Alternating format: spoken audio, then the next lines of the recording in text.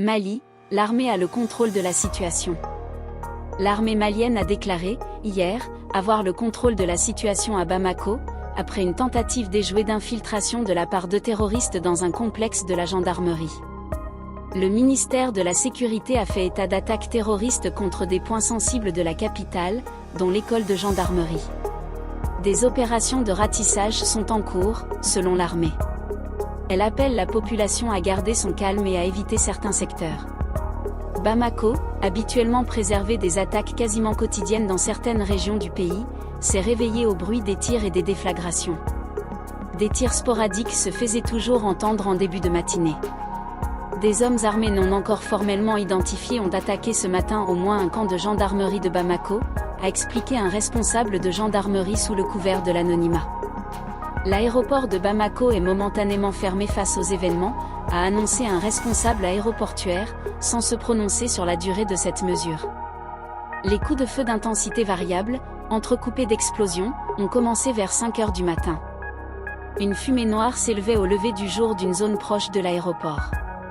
Un témoin a indiqué être resté bloqué avec d'autres fidèles dans une mosquée proche de la zone des tirs à l'heure de la première prière matinale. Le lycée français Liberté a diffusé un message annonçant qu'il resterait fermé en raison d'événements extérieurs. Des employés de l'ONU ont également reçu un message leur intimant de « limiter les déplacements jusqu'à nouvel ordre ». Le Mali, pays pauvre et enclavé, confronté à la propagation terroriste et à une profonde crise multidimensionnelle depuis 2012, a été le théâtre de 2 putschs, en août 2020 et mai 2021. Il est depuis gouverné par les militaires dirigés par le colonel Assimi Goïta. À sa suite, ses voisins, le Burkina Faso et le Niger, ont également vu des militaires accéder au pouvoir. Le Mali reste la proie d'attaques dont la capitale est cependant largement préservée depuis plusieurs années. Depuis 2022, les militaires au pouvoir ont rompu l'alliance avec la France et ses partenaires européens, pour se tourner militairement et politiquement vers la Russie.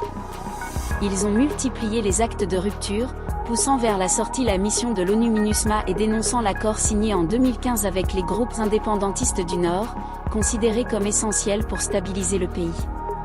Ils ont fondé avec les militaires burkinabés et nigériens une alliance des États du Sahel il y a tout juste un an, et ont annoncé avec eux quitter la communauté économique des États de l'Afrique de l'Ouest, CEDEAO, trop inféodée à l'ancienne puissance coloniale française.